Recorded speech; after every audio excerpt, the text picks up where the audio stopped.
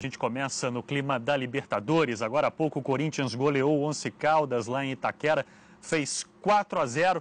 Bateu um papo com a nossa equipe que transmitiu essa partida, Milton Leite, Maurício Noriega. Um abraço para o Nori, boa noite para ele. Milton, mais uma vez, boa noite a você. Como o Renato Augusto falou, né? Um jogo com cara de Libertadores, um gol com 31 segundos, expulsões, lances polêmicos e, sobretudo, o Corinthians fez uma boa partida. O Once Caldas teve até mais finalizações, né? 12-9, mas o Corinthians apresentou um belíssimo futebol. E olha, Milton, já tem torcedor querendo comprar ingresso para a partida do dia 18 contra o São Paulo aí mesmo, na Arena Corinthians, já pelo Grupo 2.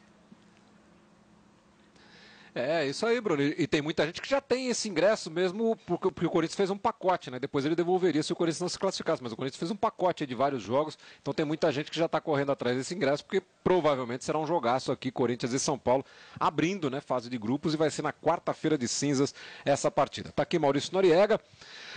Jogou bem numas, né, Noriega? Sem querer discordar do nosso querido Bruno Souza, porque o Corinthians foi um time que oscilou muito, mas viveu um período no jogo, depois da expulsão do Guerreiro, que dava pinta que o time empataria o jogo a qualquer momento. Eu acho que o Corinthians jogou mal até fazer 2-0.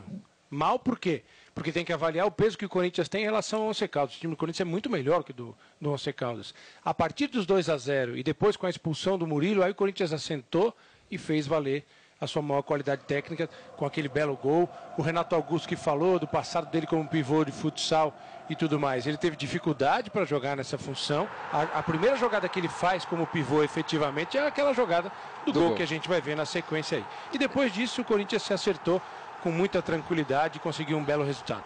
E fazendo um gol com 31 segundos, né, que foi esse gol do Emerson, na primeira jogada da partida praticamente, porque quem tinha dado a saída inclusive foi o time colombiano. Dava a impressão que o Corinthians podia botar fogo no jogo e resolveu logo de cara, né, Belete? Mas o time demorou para engrenar, né? Até porque o Once Caldas também recuou um pouco mais, tentou controlar o jogo, né? Tentou não fazer com que o Corinthians crescesse, até criou uma oportunidade de gol numa boa defesa do Cássio. Esse é o problema dos jogos da Libertadores. Você não pode dar essas brechas para os times adversários quando se joga em casa, porque a maioria aproveita muito bem. E, inclusive, né, Noriega, teve esse lance polêmico aí do gol, que o jogador colombiano está em posição de impedimento, mas quem desvia a bola para o gol é o Raf, né? No começo eu fiquei com a impressão de que o gol foi bem anulado, mas depois eu fiz uma nova avaliação da jogada pela distância do Ralf, por não ter havido uma efetiva disputa de bola, o gol acabou sendo mal anulado, mas o Guerreiro foi muito bem expulso. Soltou um braço ali, né? Perdeu um pouquinho a cabeça, né, Belete? Soltou, ele foi até bem, fez bem a proteção da jogada quando subiu para cabecear, mas a hora que ele abre o braço, ele atinge o jogador adversário, o árbitro viu, expulsou bem. Essa é uma bola na trave que a gente viu aí do Emerson, né? Foi praticamente o último lance do primeiro tempo. O Emerson é o cara que mais se movimentou no ataque, né? O cara que busca o jogo, assume a responsabilidade, tem qualidade para isso, e era um jogo que o Corinthians precisava desse jogador, ele apareceu. Aí nós estamos vendo o segundo gol do Corinthians, que foi o gol de cabeça do Felipe, Noriega.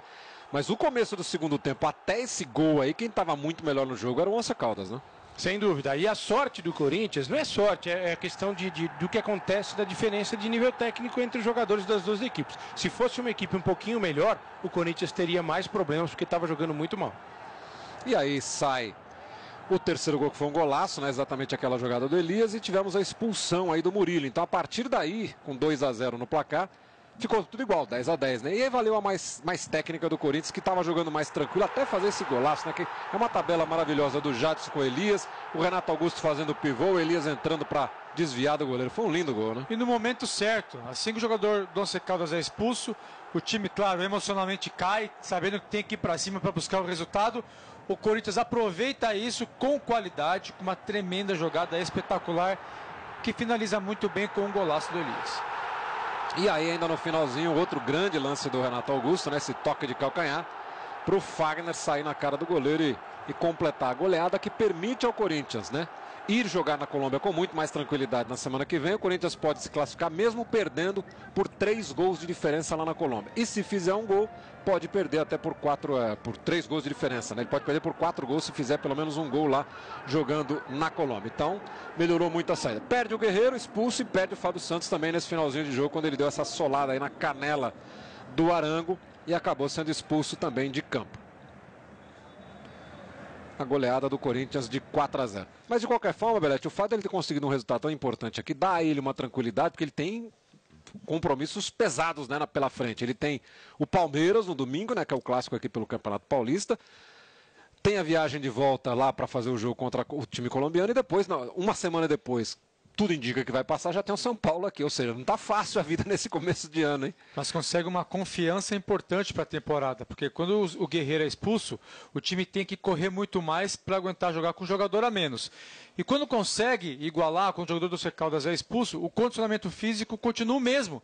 Consegue botar a pressão no adversário, buscar mais gols e praticamente garantir a classificação. Vamos ver então de novo, vou mostrar para você mais uma vez aí o lance do Guerreiro, uma bola disputada no alto, né? O Guerreiro sobe com aquele braço se protegendo, já está ali com o cotovelo meio alto, mas é na queda, né, quando eles estão chegando no chão, que ele solta o braço direito para esquerdo ali para trás e atinge o rosto do jogador colombiano, que também estava fazendo falta, estava fazendo uma carga, tanto que ele leva o cartão amarelo, né? O Pérez. E o jogador do Corinthians acaba sendo expulso nesse lance. Foi merecido, né, Belete? Foi merecido. Os dois jogadores, quando vão para a bola no alto, eles sabem que a trombada vai ser muito dura, muito forte. Eles se preparam para ela. Mas o Guerreiro dá uma sequência abrindo o braço, tentando atingir o adversário. Muito bem. O Guerreiro não vai para a Colômbia, assim como o Fábio Santos também não vai, mas os dois devem jogar e aí podem se matar no jogo contra o Palmeiras, né? Porque daí eles vão ter uma semana para descansar.